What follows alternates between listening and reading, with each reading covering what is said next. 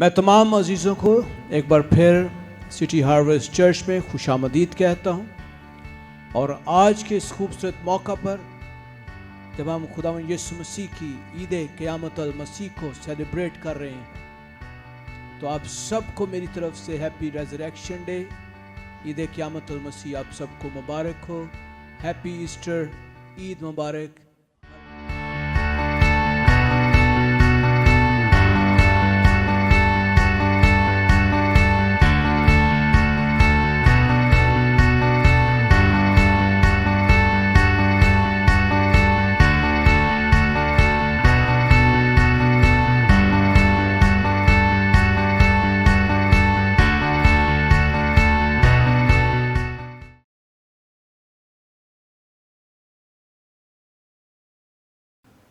मैं तमाम अजीज़ों को एक बार फिर सिटी हार्वेस्ट चर्च में खुशामदीद कहता हूँ।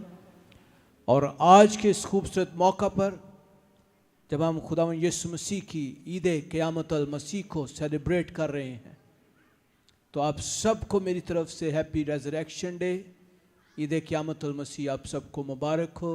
हैप्पी ईस्टर, ईद मुबारक। हालेलुया। मेरे अजीज़ों, चंद लम्हे हम खुदा के कलाम की तरफ गौर करेंगे। मेरे अजीज़ों, अगर हम मत्ती की अंजील निकालें और 27वें और 28वें बाब के अंदर खुदावंद यीशु मसीह के ज़िंदा होने का जिक्र जो है खुदा का बंदा मत्ती बयान करता है। और ये वाक्य जो है ना सिर्फ मत्ती के अंदर है, बल्कि मरकस, लूका और यूहन्ना भी खुदावंद यीशु मसीह के ज़िंदा होने की तस्दीक करते हैं कि वो मुर्दों में से ज़िंदा हुए। और इस वाक्य को ना सिर्फ रसूलों ने बयान किया, बल्कि कलाम मुक़द्दस की बहुत सारी पेशनगोइयाँ जो हैं, जो पुराने अहद के अंदर थीं, वो भी पूरी हुई। हालेलुया। बहुत सारी चीजें हैं। क्यों खुदावंद यीशु मसीह जिंदा हुए, क्यों उसका जिंदा होना ही जरूरी था, क्यों खुदावंद यीशु मसीह मरकर ही पूरा काम कर चुके। गो के उसने कहा तमाम हुआ, तो काम तो सारा ही तमाम हो चुका था, लेकिन जिंदा होना ही क्यों जरूरी था। अगर आप 27वें बाब की 62 आयत को देखें, तो वहां हम देखते हैं कि कब्र जो है वो उसके ऊपर पहरा लगाया जाता है। खुदावंद यीशु मसीह जब उनको कब्र के अंदर रखा जाता है, वो सलीब पर लटके हुए जब उनकी मौत की तस्दीक रोमी, और ना सिर्फ रोमी करते हैं, बल्कि फ़की और फरीसी और शरा के आलम भी इस बात की तस्दीक करते थे कि जिस यीशु को हमने सलीब पर लटकाया था वो मर गया, वहां पर सलीब पर ही वो मर गया था। और सलीब के ऊपर जब खुदावंद यीशु मसीह मर गए, तो वहां हम देखते हैं कि उसके लिए कोई कब्र नहीं थी कि खुदावंद यीशु मसीह की लाश को कब्र के अंदर रखा जाए। कब्र का इंतजाम जो है वो भी किसी और शख्स के वसीले से होता है। और यूसुफ नामी शख्स जो है वो अपनी जो कब्र है, जो पहले से उसने बनवा रखी थी, वो कब्र जो है उसको खुदावंद यीशु मसीह को वो देता है। और वो कहता है कि खुदावंद को मेरी कब्र में रखा जाए।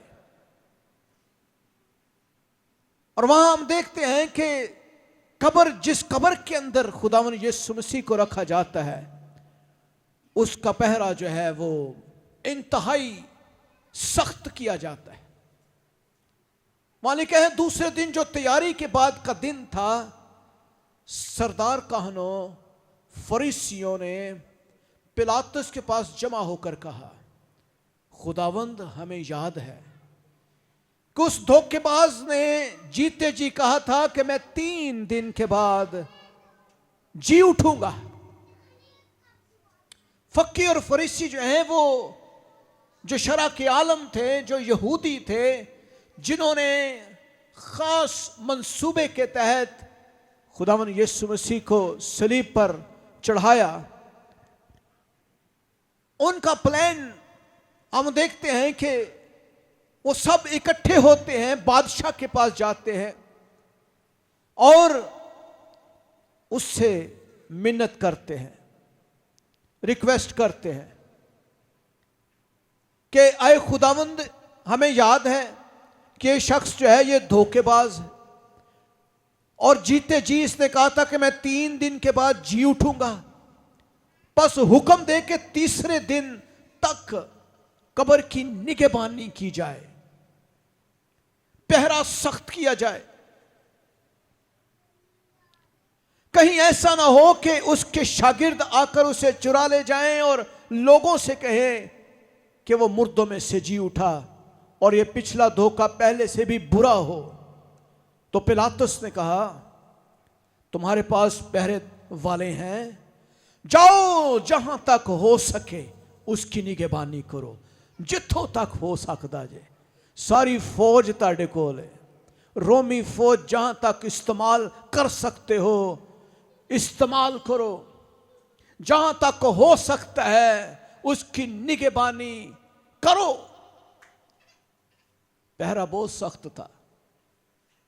कब्र के ऊपर एक भारी भरकम पत्थर जो है वो रखा जाता है, एक बहुत बड़ा पत्थर जिसे एक आम इंसान ना उठा सकता है, ना लुढ़क सकता है, ना हिला सकता है। और उसके बाद ना सिर्फ पत्थर को कब्र के मुंह के ऊपर रखा गया, बल्कि बादशाह की तरफ से एक मोहर उसके ऊपर लगा दी गई कि इस पत्थर को जिस शख्स ने हाथ भी लगाया उसको वो संसार करेंगे, सलीब चढ़ाएंगे, उसको कत्ल कर दिया जाएगा। और ना सिर्फ उस पत्थर को उसके ऊपर रखा गया, बल्कि बहुत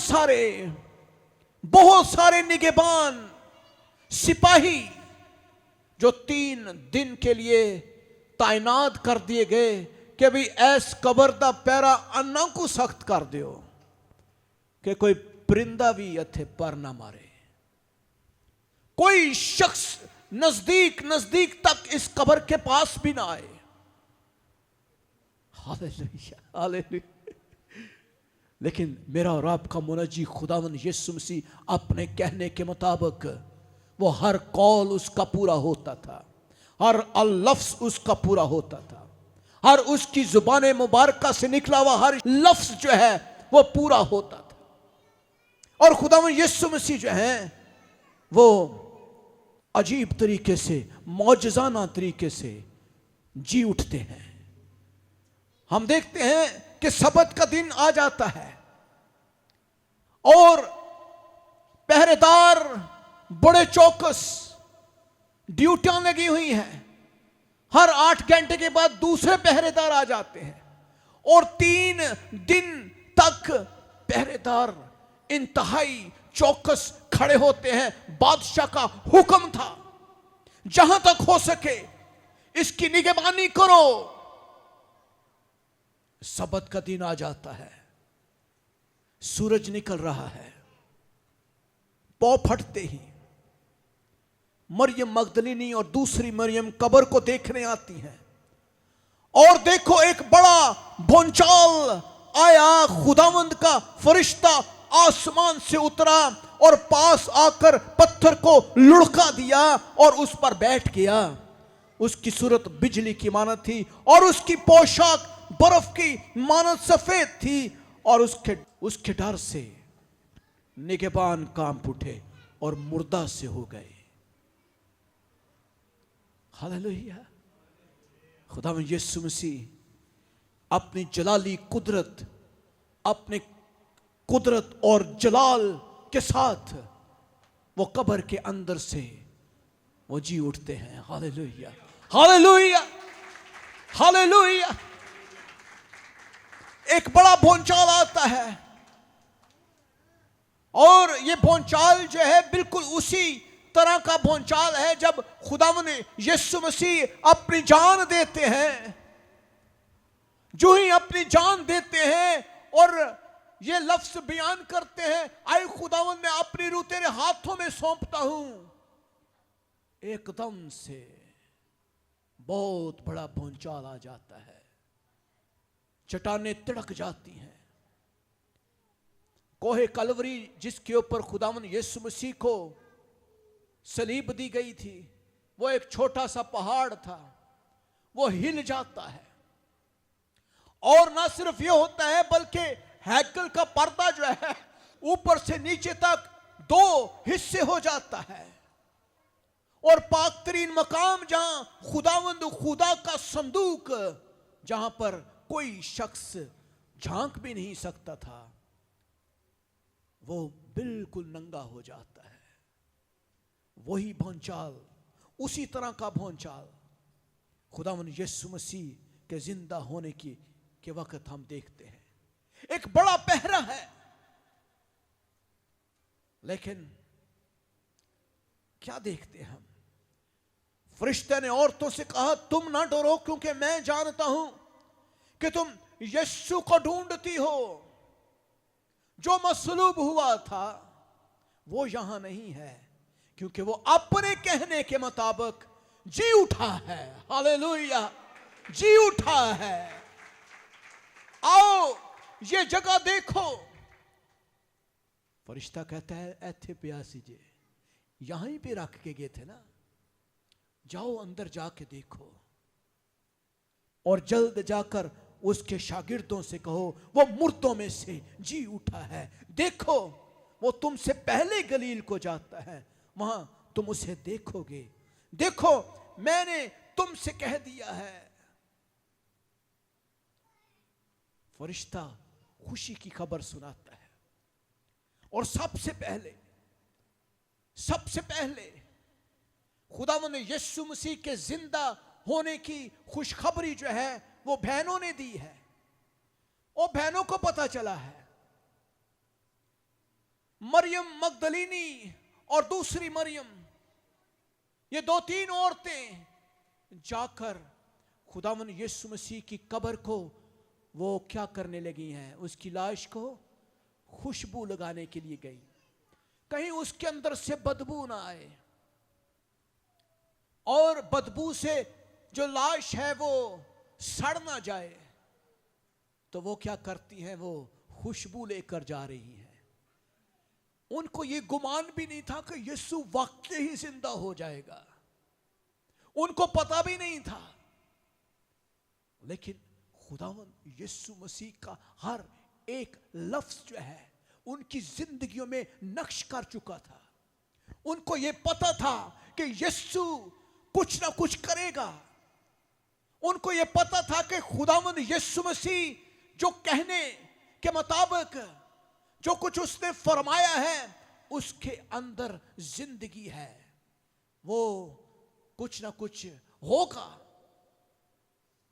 और उन्हें यह पता चल गया।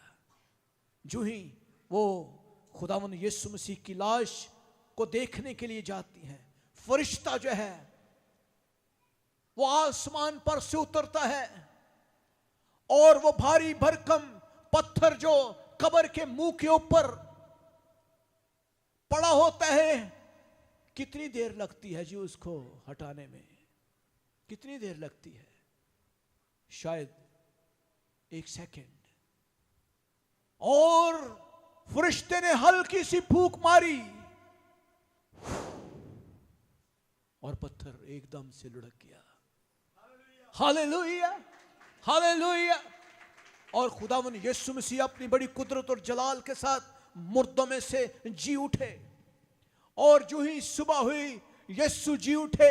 जो कुछ उसने कहा था वो पूरा हुआ, जो उसने कहा था वो जो फरमाया था वो पूरा हुआ। मेरे अजीजों, खुदावन यीशु मसीह का जिंदा होना क्यों जरूरी है? इसलिए जरूरी है कि हम मौत और गुनाह पर गालिब आ सके। हम मौत और गुनाह पर गालिब आ सके। अगर यीशु जिंदा ना होता तो हम मौत पर गालिब ना आते, हम गुनाह पर गालिब ना आते। आज इस दुनिया का सबसे बड़ा मसला गुनाह है। आज इस दुनिया में इंसान गुनाह की वजह से मरते हैं। गुनाह ही की वजह से बीमारी इस दुनिया में आई। गुनाह ही की वजह से इंसान कमजोर होकर मर जाता है। खुदावंद यीशु मसीह ने सलीब के ऊपर जान देने से उसने न सिर्फ हमें गुनाहों से आज़ाद किया बल्कि हमें मौत से भी आज़ाद कर दिया। कलाम में लिखा है कुलसियों 2 बाब 14वीं आयत में, और वहां लिखा है और हुक्मों की वो दस्तावेज मिटा डाली जो हमारे नाम पर और हमारे खिलाफ थी, और उसको सलीब पर कीलों से जड़कर सामने से हटा दिया। हालेलुया। हम लोग कसूरवार थे, हम गुनहगार थे, हम शरीयत के तहत कभी भी खुदा के पास आने का हक नहीं रखते थे। कलाम में लिखा है और हुक्मों की वो दस्तावेज, हुक्मों की दस्तावेज जो बनी इस्राएल कौम के पास मौजूद है, एक बड़ी किताब, 600 से ज्यादा हुक्म, ये ना करना, वो ना करना, फलाना करना, ये ना खाना, वो ना पीना, ये काम ना करना, वो काम ना करना, अगर तुम ये करोगे तो तुम्हें इसका फिदिया देना पड़ेगा, इसके लिए इफ्जाना देना पड़ेगा, कुर्बानी देनी पड़ेगी। हुक्मों की वो दस्तावेज जिसके तहत हम कभी भी रास्तबाज नहीं हो सकते थे, वो उसने मिटा दी, और सिर्फ एक ही बार अपना नजराना, अपना फिदिया, अपनी कुर्बानी के बायस उसने हमें आजाद कर दिया, मुसलसल, हर तौर से और हमेशा के लिए। अगर खुदावंद यीशु मसीह ना मरते तो हम कभी भी गुनाह पर, बीमारी पर, बदरूहों पर, अबलीस पर, जिस्म पर और इस दुनिया के ऊपर हम कभी गालिब ना आ सकते, कभी मौजज़ात ना होते, और ना सिर्फ मौजज़ात बल्कि हम मसीही भी ना होते। So this is very important. खुदावंद यीशु मसीह का मरना और खुदावंद यीशु मसीह का जिंदा होना, दोनों चीजें बहुत ही जरूरी थी। कलाम में लिखा है यूहन्ना 10वां बाब उसकी 15वीं आयत में, वहां लिखा है इसी तरह मैं अपनी भेड़ों को जानता हूं और मेरी भेड़ें मुझे जानती हैं, और मैं भेड़ों के लिए अपनी जान देता हूं, खुद देता हूं। मैं भेड़ों के लिए अपनी जान देता हूं। और खुदा का बंदा पालूस जो है वो कुलसियों को खत लिखते हुए एक बड़े मुकाशफा को खोलता है, और वो कहता है उसने हुक्मों और इख्तियारों को अपने ऊपर से उतार कर उनका बरमला तमाशा बनाया, और सलीब के सबब से उन पर फतह याबी का शादियाना बजाया। Hallelujah, hallelujah, hallelujah. ऐसा समझ लो कि वाजे बजाए, उन्हें टेर वाजे बजाए, लो कर लो जो कुछ करना जे मेरे नाल, कुछ भी कर लो, मैं नहीं जे डिगन वाला, ना मुझे कोई मार सकता है, ना मुझे कोई गिरा सकता है, ना मेरी जिस्म पर, ना मेरी रूह पर, ना मेरी जान पर किसी का कोई इख्तियार है। हालेलुया। उसने हुकूमतों और इख्तियारों को अपने ऊपर से उतार कर उनका बरमला तमाशा बनाया, तमाशा बनाया। हालेलुया। और सलीब के सबब से फतह याबी का। तो मेरे अजीजों, अगर खुदावंद यीशु मसीह जिंदा ना होते, अगर वो जिंदा ना होते तो हम कभी भी फतह याबी का शादियाना ना बजाते, हम कभी भी ये ना कहते यीशु के नाम से आए बदरू हो, आए बीमारी हो, निकल जाओ, ये कभी ना होता, कभी हो ही नहीं सकता था। इसलिए यीशु का जिंदा होना बहुत जरूरी था। यीशु का मुर्दों में से जिंदा होना बहुत जरूरी था। हालेलुया।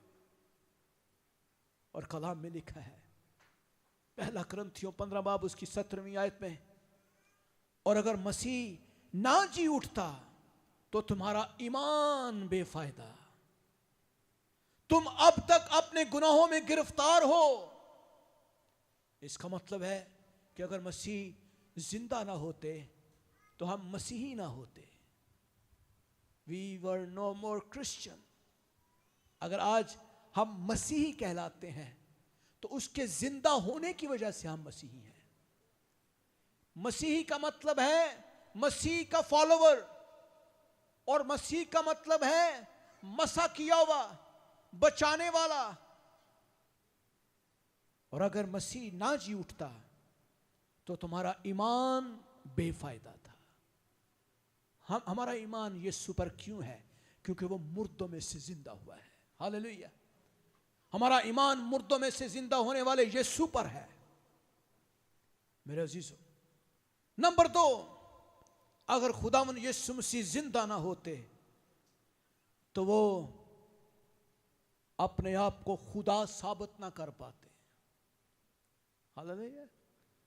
उन्होंने कहा कि जिसने मुझे देखा उसने बाप को देखा।